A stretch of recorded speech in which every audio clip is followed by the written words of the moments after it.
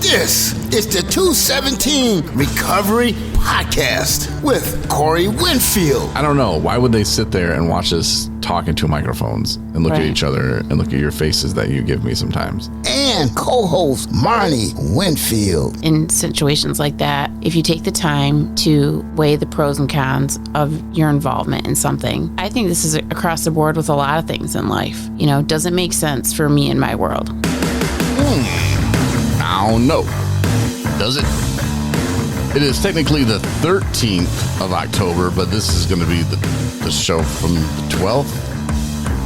See, what happened was time got away from me. I was busy doing other stuff, and my co-host was like, hey, I'm going to take a shower, and I'll come in and do the podcast, and we'll do it real quick, and it'll be fun, it'll be great. And then I hear, like, snoring. And it was this sounds coming from there that I didn't want to wake up the beast. So, apologize for it being a little late, but you're probably going to listen on Wednesday morning anyway, right? So, hey, you didn't really miss too much. I do want to give props to my man, Justin, who is off probation.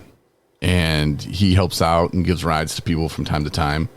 And hopefully we can use him a little bit more, but I'm just proud of the kid, man. I met him when he was in treatment, and he reminded me of somebody who was just really confused. He didn't really know what to do. This is just my personal opinion and things I thought about him. But I saw a guy who really wanted to go after it and really wanted to do it.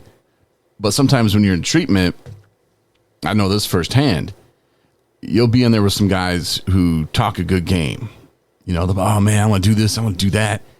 And sometimes you can get involved with the right people and the wrong people. My advice, if you know someone who's going to treatment, just tell them, look, man, it's about you. You know, there's going to be people in there that you like. There's going to be people in there that you don't like. But at the end of the day, you're there for you. You're trying to figure this out for yourself. That's the hard part of it. You can't do it alone, but you have to do it yourself. It's really weird. And you can spend time debating that over and over, but I'm telling you, that's just the way it is. That's the way it goes. So you can make friends in treatment, and that's cool. You know, I recommend it. But if people get out and they're just BSing and they call you up, this happened to me. And next thing you know, you're riding around drinking. It's not a good thing. And I said I was going to tell the story. I don't remember when. Maybe I said I was going to tell it today, but there was a guy I was in treatment with in Grand Rapids at a place called Guiding Light. And at the front of Guiding Light, they have a back to work program for homeless people, which I think is a great thing, man. It's on Division Street, which is kind of a rough street in Grand Rapids. I mean, we would drive down that street in the bus when we would go to meetings. And I remember looking out the window one time, there's this dude just standing there on the sidewalk, just smoking crack. And I was like, is that guy, like, seriously? He's not even hiding it. He's just smoking crack. Didn't care. I just thought, wow, that's pretty wild, man. But when I went there, I had to sit up in the front for 2 weeks. And they make you pretty much live with the homeless people. And you have to do all the chores. I had to clean the bathroom. That wasn't fun. People were doo-dooing on the walls. It was pretty nasty. Yeah, that's how I felt. But I stuck through it, and I made it to the back, because after a while, they just want to see how bad you want it. And so I got into the back, and then it just wasn't really for me. And I know a lot of people say that when they go to treatment. Maybe I just wasn't ready, but my sciatica actually started flaring up, and they had very uncomfortable little chairs. And if you have back problems or herniated disc, and you have that pain radiating down your leg, it's hard to do anything.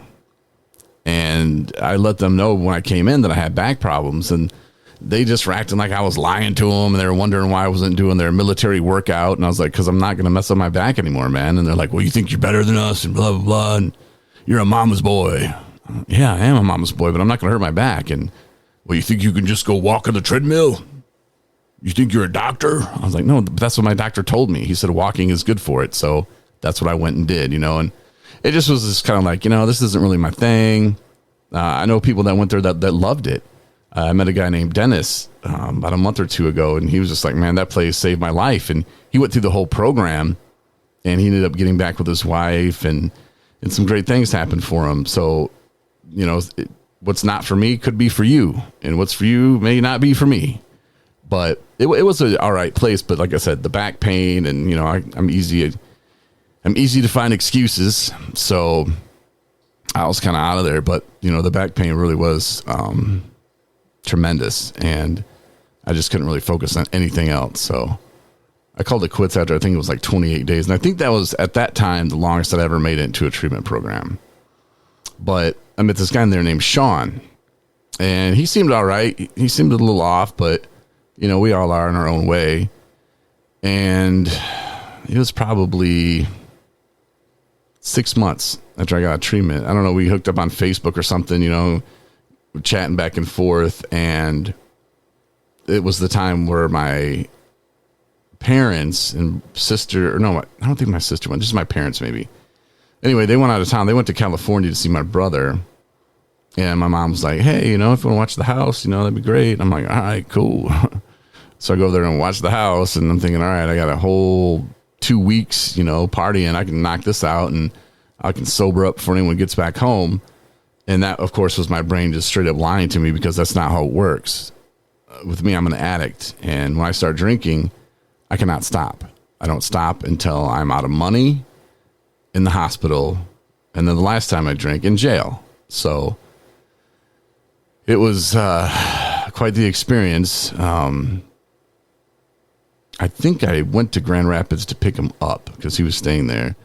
Then we drove back to Coloma, and it was just like 3 days of just getting drunk. And then I was hurting so bad, and my liver wasn't healed all the way, even close to being healed all the way at that point either. So when I drank, I got sick. And I'm not talking about hangover sick. I'm talking like just sick, like COVID times 100 sick. It was horrible. And drinking more would help a little bit, but still it wouldn't help that much. But that's the only thing I could do. I mean, I couldn't move, and he needed to go back home for a job or do something. And here's where my alcoholic mind came into, I think this is a great idea. I handed him my debit card and said, hey man, I just got my college refund in. So I got some paper on that. If you will go get me a couple fifths, maybe a half gallon or two, fill the car up, dude, and take the car back with you. I'll come get it soon, or we'll figure something out, but I cannot drive you. And he was like, okay, cool. Yeah, I do that. And I'm like out of it. And he comes back, drops off, I think a couple half gallons, and he was on his way. A few days later, I'm oblivious to the world. My sister put 2 and 2 together, and she knew I was drinking hardcore. So she came over, and it was very dangerous because she took the rest of the liquor that I had. And when you're drinking that hardcore, it's not advised to take the liquor from the person. Some people have seizures. I don't believe I've ever had one. I could have had one of the last times I drank. I blacked out for 5 days. I don't know what happened. There was a hole in my wall. I don't remember anything. And that's very scary when you black out like that. It really is. But my sister took the alcohol from me, and I was just hurting in pain, you know, and it's very dangerous. I don't think she realized it. And I was like, Kylie, I need something, you know, like I'm shaking uncontrollably, and this is horrible. And I couldn't even walk to the store to get anything. I mean, I was that bad, in that bad of shape. She ended up taking me to the hospital. If you're familiar with this kind of scene, they didn't care. They were just like, all right, man, well, I'm not sure what you want me to do for you, but you can't stay here, so go home. Which I told my sister they were going to do, but no, that's what she did. And takes me home, and I just kind of ride it out, man. Thank God I didn't die. But when I came to a little bit, I noticed on my card that there were some withdrawals for like a couple $100. And I was like, what is this? So I try to hit dude up, and he's like, I don't know what you're talking about, And then he tries feeding me a story about how we went out and I withdrew the money. And I was like, nah, bro, like it has a timestamp on here. It tells me what time it was. It just so happens you filled up the gas tank. Like, I know you had. He's like, no, man, he tried to give me this whole story.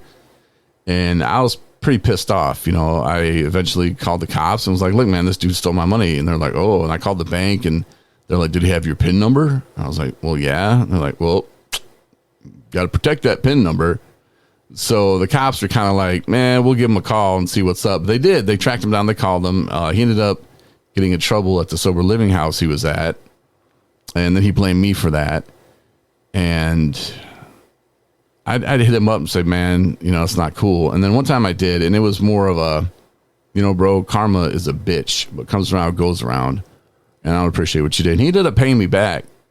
I'll give him props for that. But he was in a situation where I don't think he had rent money and he needed it. And here I am.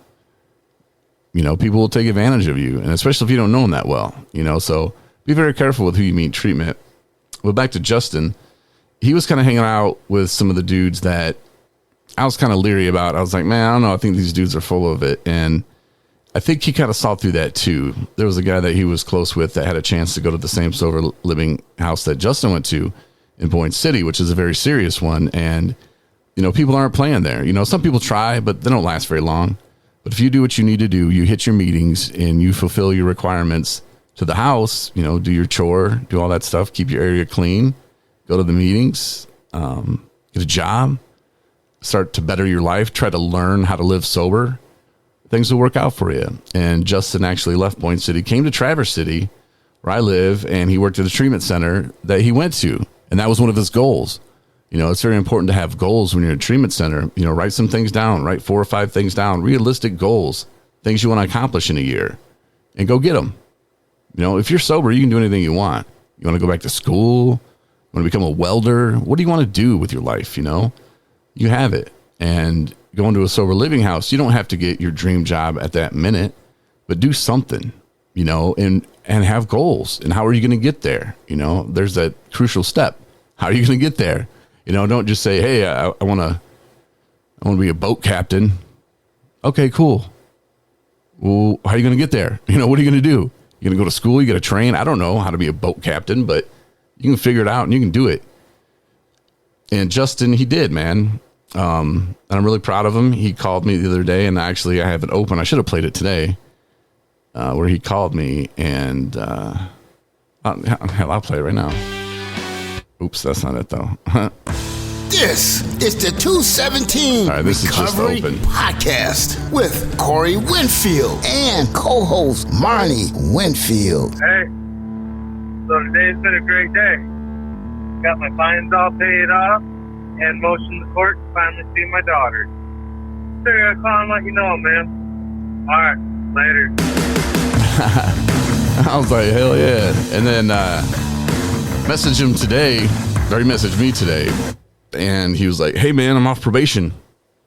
I was like, sweet. I remember that feeling. And that was one of my goals when I was in treatment the last time was to, pay off my fines and get off probation. Unfortunately, they didn't let me off early, but that's cool. It kept me on the straight and narrow for a year. And I do believe I needed that. When I was in court, I was going to fight everything. I was like, man, they don't got nothing on me. And it was real shady what they did, but I'm kind of glad they did it too. They threw me in jail, and I probably would have blown like a 0.5. I'm just assuming. And they knew that because cops had been in my house so many times for wellness checks. They've given me breathalyzers before, and they were just like, whoa, dude, like, how is this possible? How are you even standing up? And so they knew that my tolerance was super high, and the cop, he just kind of looked at me, and when he took me to jail, he made a point not to breathalyze me. And when I went there, I think he told the people that were booking me, they're like, man, don't breathalyze him because then we have to take him to the hospital. So the guy that was fingerprinting me just all of a sudden just started being a dick, and he was like, what do you mean? Why are you going to play with me? And I'm like, what are you talking about? And he's like, oh, you're going to be like that? Well, then get your ass in there, and just threw me in the drunk tank.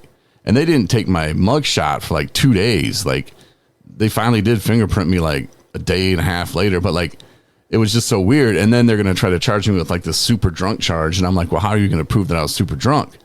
You can't say that I was blown over a 0.25 and you just took me to jail, not the hospital, because that's not what you're supposed to do. And then there was apparently witnesses or something that were saying that I was going down one street, that and I hit another street and went to this other street. And I'm like, those streets don't even connect. Like, this story is BS, you know? And I was telling my lawyer that. I'm like, man, there's a lot of holes in their story, you know? Just give me a jury trial.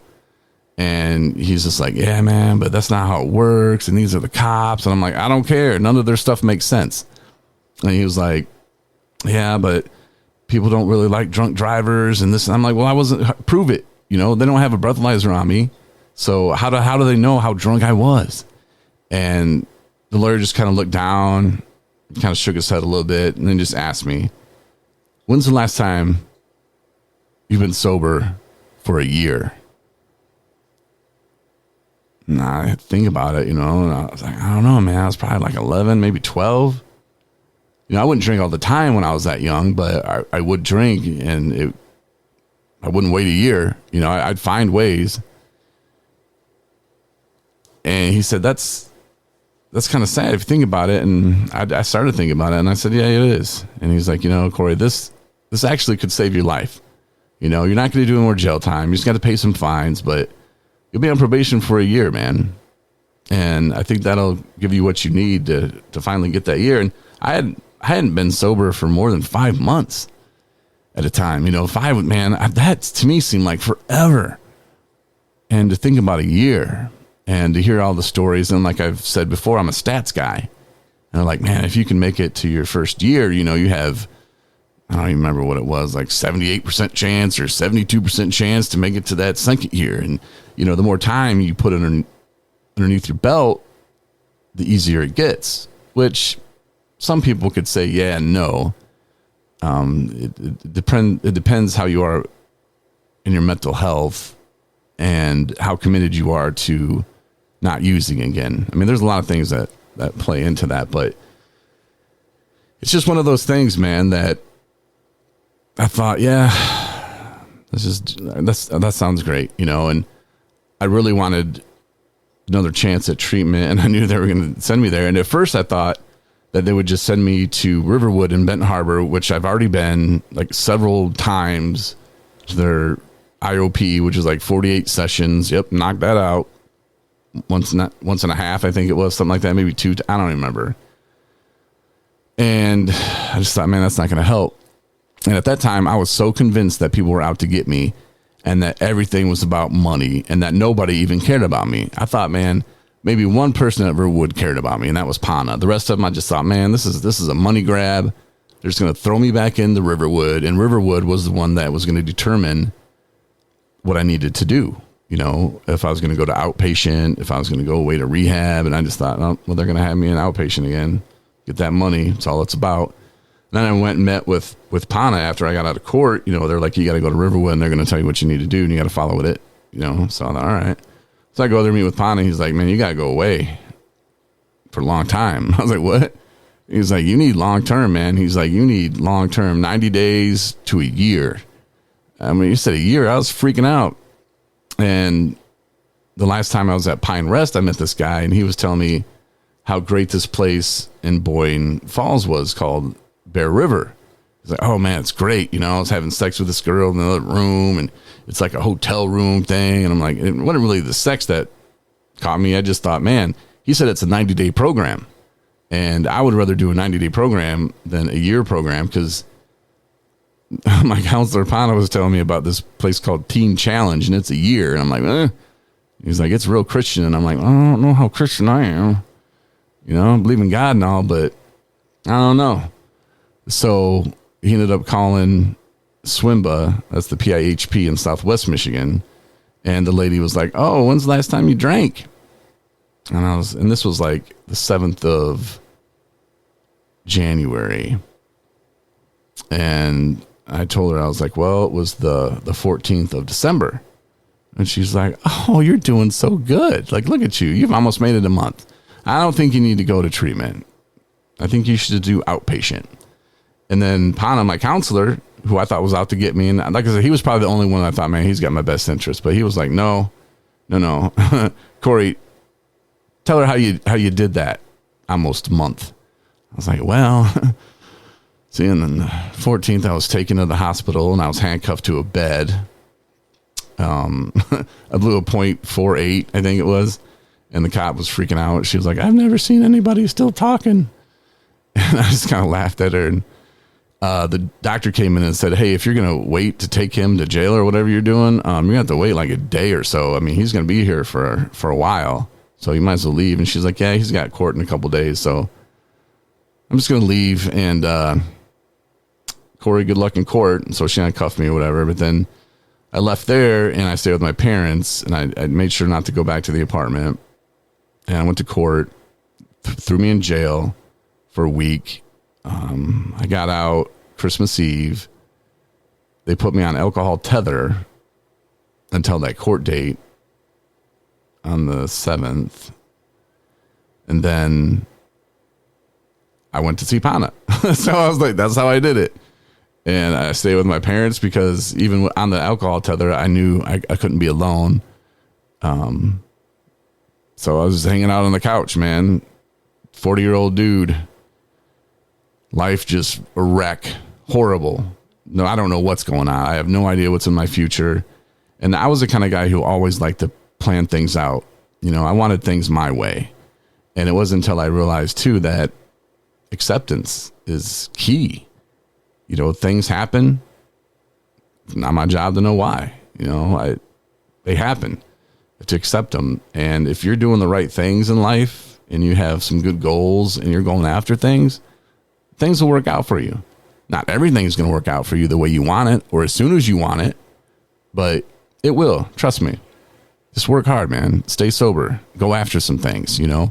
And when you're sober, and I had just like this fire and passion, like I really wanted to do something. And, you know, I started thinking, all right, I'm going to do a podcast. So I started 217 Recovery and, you know, seeing there's a lot of people out there that say they help people and I just don't see it sometimes. And I take it really personal. It really upsets me. It bothers me a lot. And that's something that I'm working on, you know, because I can't control what other people do. At the end of the day, I can just control my actions and what I do. You know, I have my wife proofread emails sometimes, and I should have her do this more. Thank you, Marnie, for that, by the way. She saves me some embarrassment because like I'll send an email, I'll start writing an email and I'm just getting madder and madder. And I sound probably like a bitter kid or something. I don't know, but I have her proofread it and she has to go through it and she changes it to where it sounds intelligent. It doesn't sound angry. It doesn't sound like I'm pointing fingers, and it makes a good point because she understands me and she knows the point I'm trying to make. So, you know, that really does help out, but you know, it's accepting that you can't control what other people do. Control your actions the best you can and learn about yourself.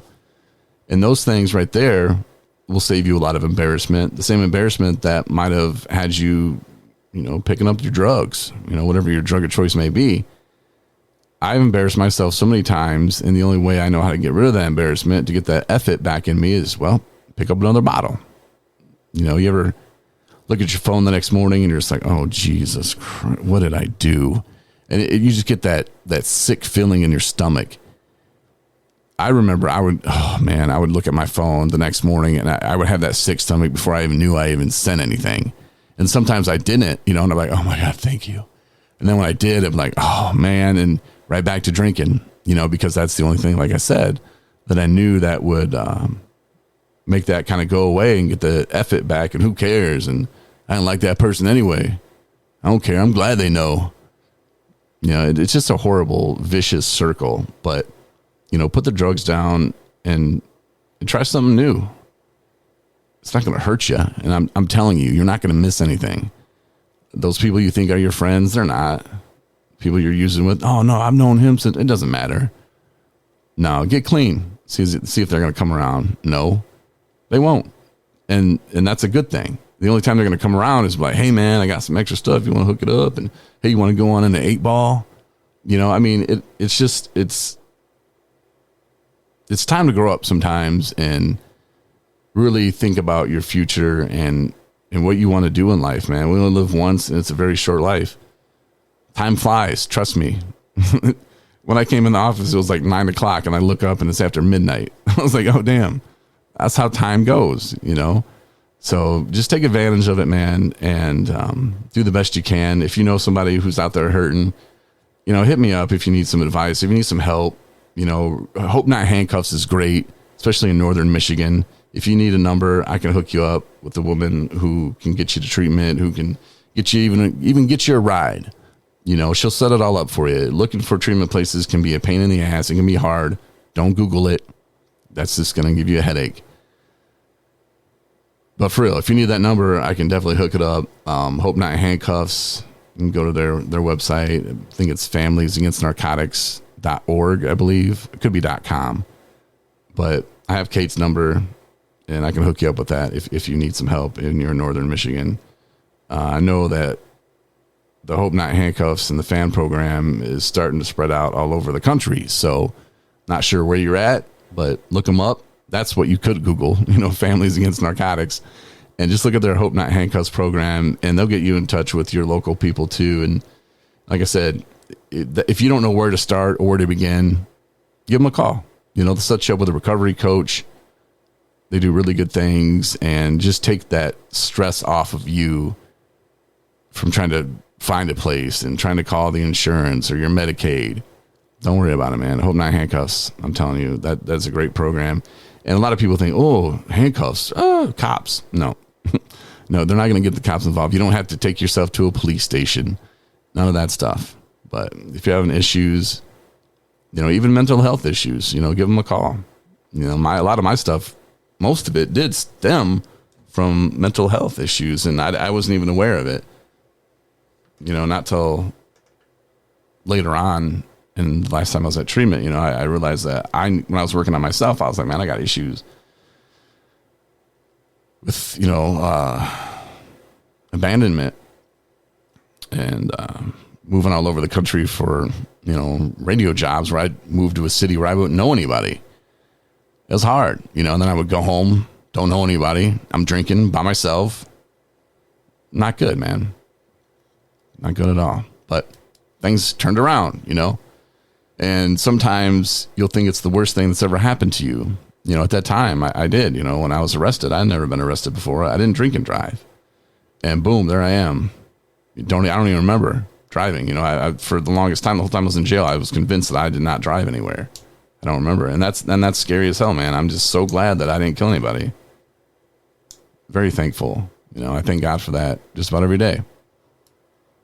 So don't let it get that far. And like I said, Hope Not Handcuffs, man. Reach out for sure. But there's some resources on our website too, 217recovery.com.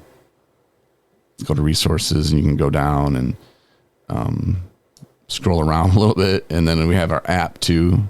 If you don't have our app yet, we're in the Apple Store, and we're also in the Google Play Store. So download the app. You can listen to the podcast from the very beginning. You want to hear what I was talking about when I was 3 months clean, just out of treatment?